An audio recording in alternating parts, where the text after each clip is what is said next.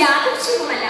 അത് കഠിനാധ്വാനവും നിരന്തര പ്രയത്നവും അറിവും ത്യാഗവും അതിലുപരി ചെയ്യുന്ന പ്രവൃത്തിയോടുള്ള സ്നേഹവുമാണ്. ലോകത്തിന്റെ ഏറ്റവും മികച്ച ഫുട്ബോൾ കളിക്കാരിൽ ഒരാളായ ബ്രസീലിന്റെ സ്വന്തം പെലെയുടെ വാക്കുകളാണിവ. ബഹുമാനപ്പെട്ട ഹെഡ് മിസ്ട്രസ്, വേദി സംസാരത്തിലുള്ള വിശിഷ്ട വ്യക്തിത്വങ്ങളെ, ബഹുമാനപ്പെട്ട അധ്യാപകരെ, അനധ്യാപകരെ, പ്രിയ മാതാപിതാക്കളെ, എന്റെ പ്രിയ കൂട്ടുകാരെ, ആദ്യം തന്നെ എല്ലാവർക്കും എന്റെ നമസ്കാരം. പഠനകാലം എന്ന് പറയുന്നത് ഓരോ വ്യക്തിയെ സംബന്ധിച്ചു വളരെ സന്തോഷപ്രദമായ കാലയളവാണ്.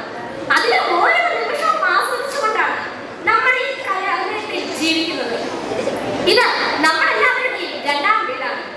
നമ്മുടെ വീട്ടിലുള്ളതിനേക്കാൾ ആളുകളെ, വ്യത്യസ്തതയായ വ്യക്തിത്വങ്ങളെ നമ്മളിവിടെ കണ്ടു, പരിചയപ്പെട്ടു, മറക്കുവാനാവാത്ത ഒട്ടനവധി സൗഹൃദങ്ങളും കൊണ്ടു.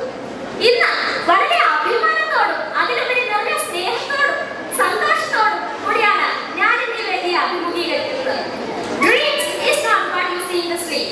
It's the thing which doesn't let you sleep. അതെ, ഉറക്കത്തിൽ കാണുന്നതല്ല സ്വപ്നം, ഉറക്കം എടുക്കുന്നതാണ് സ്വപ്നം. അതെ,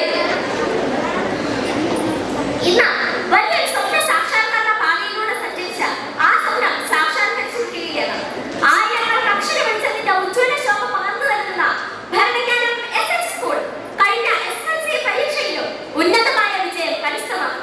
2024-25 വർഷത്തെ SSLC പരീക്ഷയിൽ ഫുൾ എ പ്ലസ് നേടിയ 38 ചേച്ചിമാർക്കും 9 A+ നേടിയ 3 ചേച്ചിമാർക്കും ഞങ്ങളുടെ ഹൃദയം നിറഞ്ഞ അനുമോദനങ്ങളും നന്മകളും നേരുന്നു.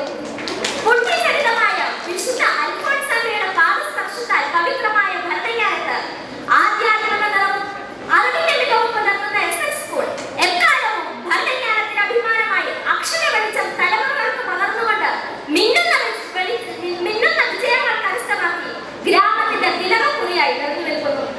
ഒരിക്കൽ അക്ബർ ചക്രവർത്തി ബീർബലിനോട് പറഞ്ഞു, ഒരു വാചകം ചുമരിൽ എഴുതണം, പക്ഷേ ഒരു നിബന്ധനയുണ്ട്. സന്തോഷമുള്ളപ്പോൾ നോക്കിയാൽ ദുഃഖവും, ദുഃഖമുള്ളപ്പോൾ നോക്കിയാൽ സന്തോഷവും നൽകുന്നതുമായിരിക്കണം ആ വാചകം. ഉടനെ ബീർബൽ എഴുതി, ഈ സമയവും കടന്നുപോകും. അതെ, പരീക്ഷയും പരീക്ഷണങ്ങളൊന്നുമല്ല, നമ്മുടെ ജീവിതത്തിൽ മുന്നേറാൻ സമയത്തിൽ ധാരാളമുണ്ട്.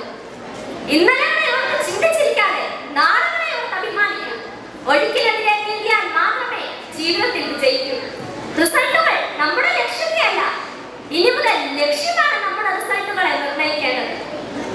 കടമ്പകളേറിയിട്ട് മുന്നിൽ കുതിക്കുക ആത്മവിശ്വാസത്തോടെ. Attitude of gratitude.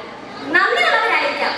ലളിതമായി പറഞ്ഞാൽ കിട്ടുന്നതിനെ കുറിച്ചോർത്ത് സന്തോഷിക്കുകയും അതിന് നന്ദി പറയുകയും ചെയ്യുന്ന ഒരു ശീലം അഥവാ മനോഭാവം വളർത്തിയെടുക്കാം.